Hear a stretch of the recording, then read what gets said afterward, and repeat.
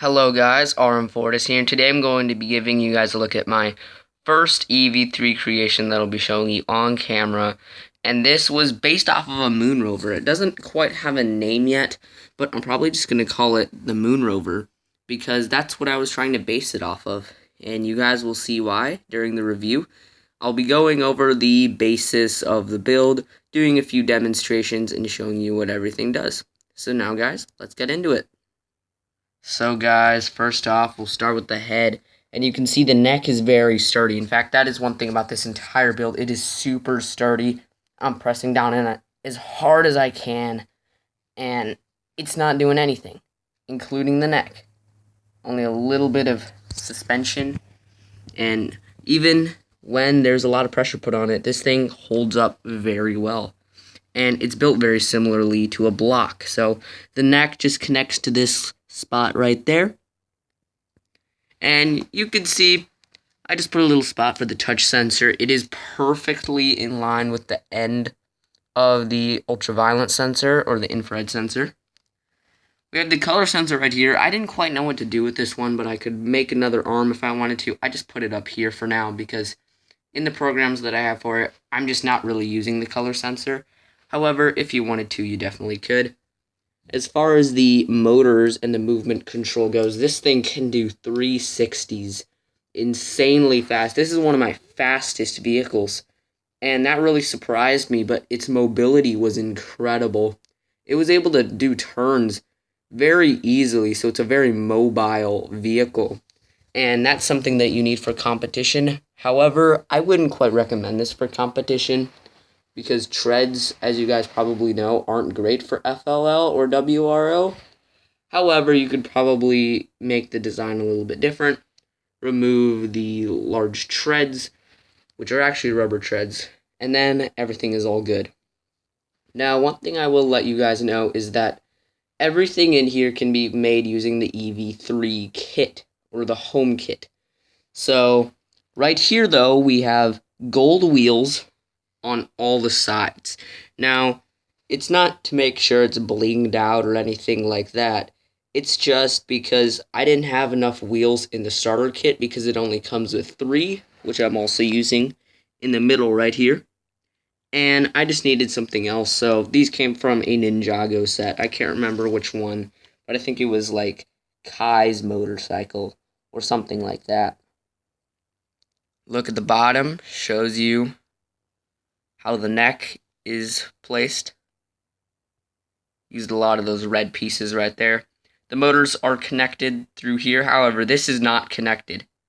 There is no rod going through here because otherwise, as you guys probably know, it would not be able to turn. Now back here, I also connected both of the motors. This is something that I've never done before, and this system worked very well, so you can see that right there. Only a few pieces. And this is where all of the suspension in the back is.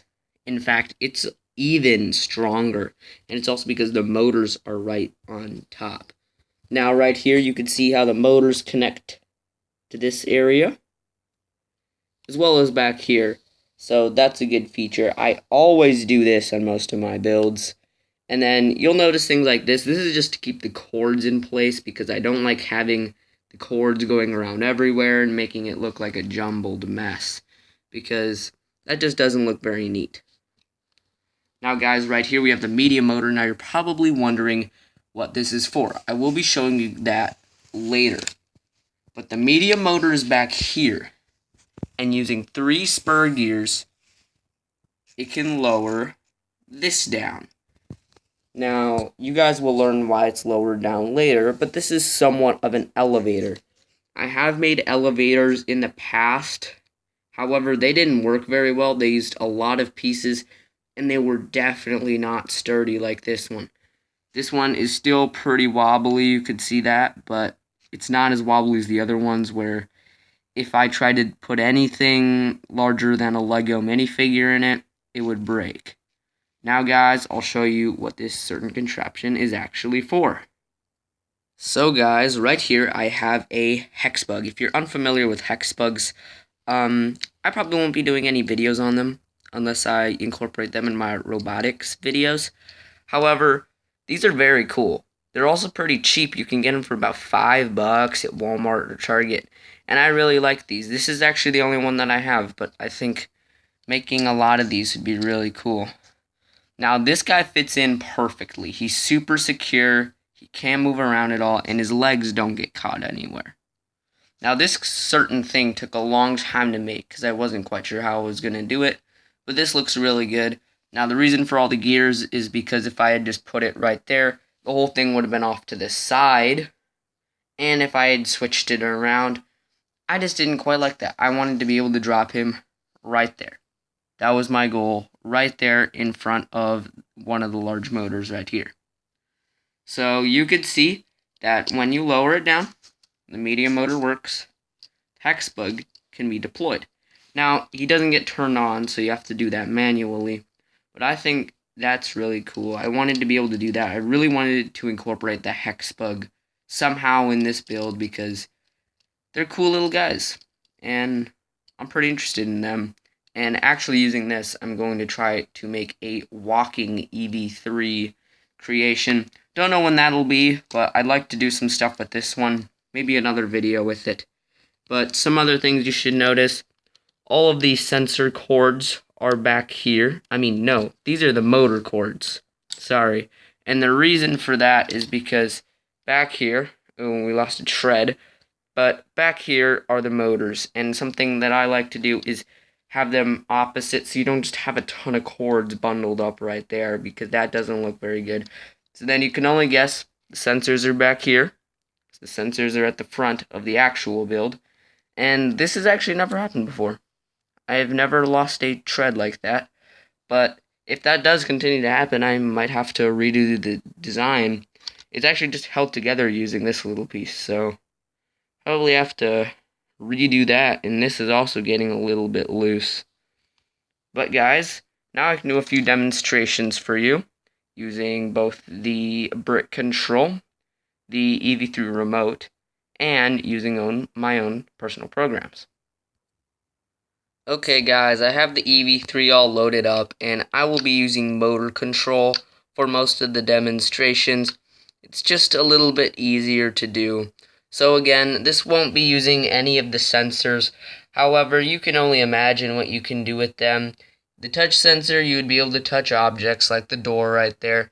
And this would be able to sight the door before you got there, or some other object. Because say there was a spot you wanted to drop the Hexbug in particular, you could do that using this sensor, or maybe even this sensor if you see a certain colored wall. So, I have motor control up right here. And the A slot up here has the medium motor plugged in. So I can show you guys what that does. Now this is really fast because again, whenever you use motor control, it's going at 100 power. So this is definitely not how I actually want to do this, but this is going to move very quickly.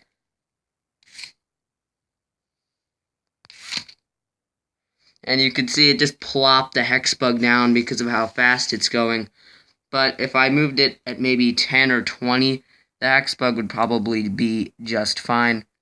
Now there's nothing plugged into the D port because I don't have a fourth motor. But now I can show you guys how it moves.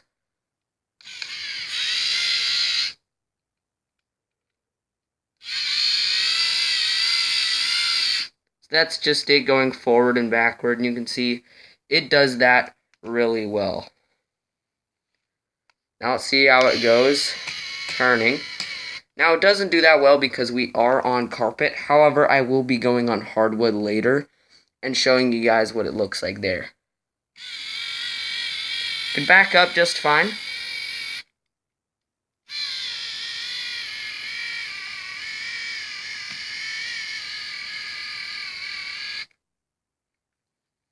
It's just turning on the carpet that makes it a little difficult, guys. So now, let's go into the hardwood and see this thing turn in action. Okay, guys, now that we're down here on the hardwood and we have some pretty good lighting, I will now show you guys what it looks like. You can see it's much faster now that it's on the hardwood. So it does work as an off-road vehicle. I've actually tested it outside, however, I won't be showing that in the video. And it works very well. Now, one thing I will let you guys know is these rubber treads do pretty good outside. However, just because I want to keep these ones clean, I have another pair that I can use whenever I want to go outside with my robot. So it turns.